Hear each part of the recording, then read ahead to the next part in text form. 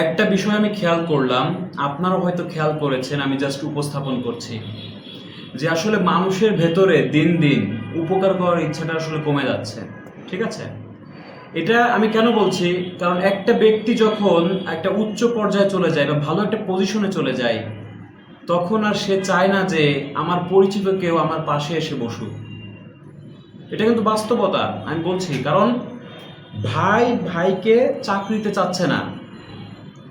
মনে করেন যে ভাই একটা ভালো পোস্টে আছে, সে কিন্তু চাইলে তার ছোট ভাইটাকে কিন্তু ভালো একটা পজিশন দিয়ে দিতে পারে বা সেম কোম্পানিতে ঢুকাই দিতে পারে।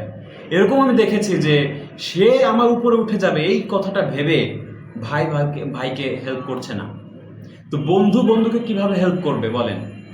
রক্তর সম্পর্ক রক্ত থেকে আলাদা হয়ে যায়। ক্ষমতা, টাকা পয়সা, পজিশন, মান সম্মান, এগুলো যখন সে পেয়ে যায়।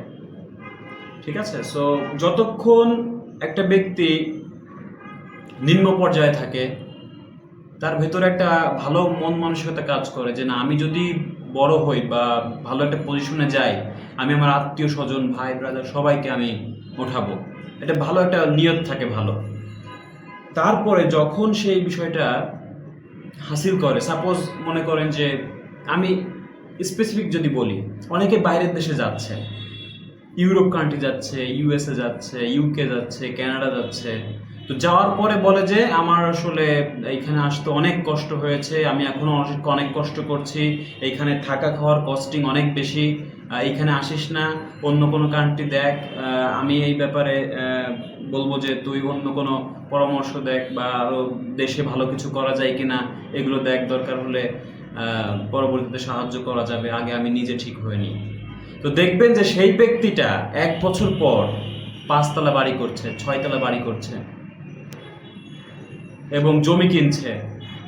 তো তার যদি এতই কষ্ট হতো, সে তো চলে আসতো, সে বাড়ি গাড়ি তৈরি করতো না। বাইরের দেশে অবশ্যই আমাদের দেশে চেয়ে অনেক বেশি অপরচুনিটি আছে। এটা যদি আপনাদের কেউ বলে যে এই দেশে জব পাওয়া যায় না, ক্রাইসিস, থাকার সমস্যা, এটা জাস্ট একদম ভ্রান্ত ধারণা। ঠিক আছে, এটা এটা আসলে সে চায় না যে আমার পরিচিত কেউ আমার কান্ট্রিতে চলে আসুক বা আমার পজিশনে চলে আসুক। সে কিন্তু ঠিকই তার আত্মীয় স্বজনের কাছে দাম নিচ্ছে বা দাম নিবে, আহ, কিন্তু আপনি তার বন্ধু, আপনাকে কিন্তু সেই পরামর্শ দিবে না। বলবে যে অন্য কিছু কর, ভালো কিছু করা যায় দেশে থেকেও, এত টাকা নষ্ট করার দরকার নেই। ঠিক আছে, এভাবে বলবে, অনেকেই বলবে, বাট এই সব বিষয় একদম কান দিবেন না। এখন আপনি দেশে বসে বেকার আছেন, একটা ভালো একটা অ্যামাউন্ট খরচ করলে, মোটামুটি একটা অ্যামাউন্ট খরচ করলে কিন্তু আপনি বাইরের দেশে গিয়ে জবও পেতে পারেন বা জব পেয়ে যাচ্ছেন। আপনার থেকে খেয়ে আরও যে অ্যামাউন্টটা থাকবে, সেটাই আপনার জন্য অনেক বেশি, এটা আমি মনে করি। ঠিক আছে, এখন তো আপনি বসে থাকলে তো জবই পাচ্ছেন না। বাংলাদেশে আপনি কি করছেন বলেন? কিছুই তো করতে পারছেন না। হয়তো যারা করছে তাদের লাক বা ভাগ্য ভালো, বাট আপনাকে তো চেষ্টা করতে হবে। ঠিক আছে, কিন্তু আপনি যদি কারোর কাছ থেকে ডিমোটিভ হয়ে যান যে বাইরের দেশ অতটা ভালো না বা বাসস্থান পাওয়া যাচ্ছে না, এটা তো আসলে মেনে নেওয়া যায় না। এখন টেকনোলজির যুগ, বাসস্থান পেতেও আপনার সময় লাগবে না, জব পেতেও আপনার সময় লাগবে না। ওইখানে মোটামুটি মানের একটা জব পেলেই কিন্তু আপনার মানে চলে যাবে, দিন চলে যাবে, কারণ আপনি থাকবেন একা।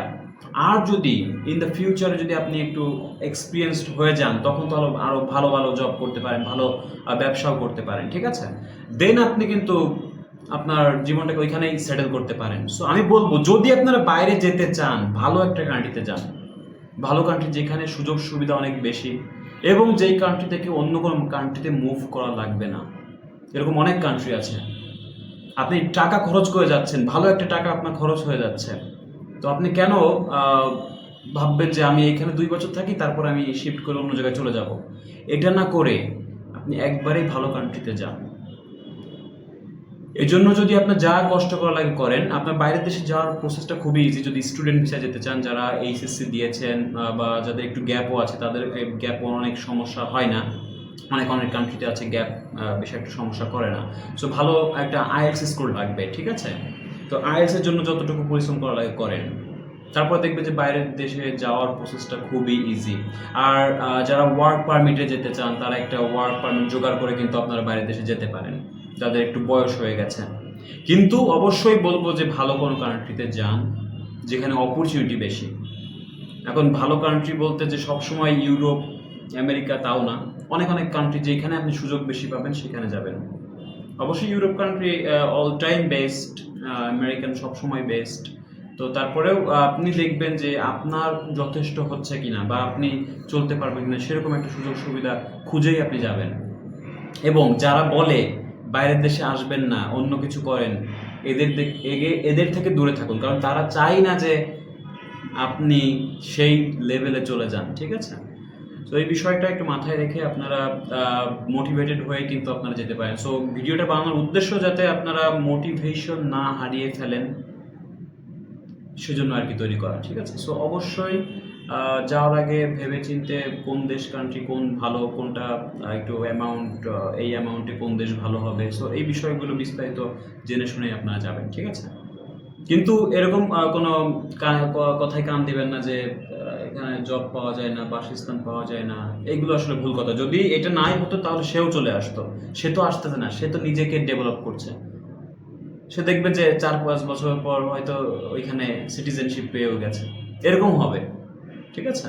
বাট বলবে না, আস্তে আস্তে দেখবেন যে আপনার সঙ্গে দূরত্ব সে তো মানে বাড়াই দিবে।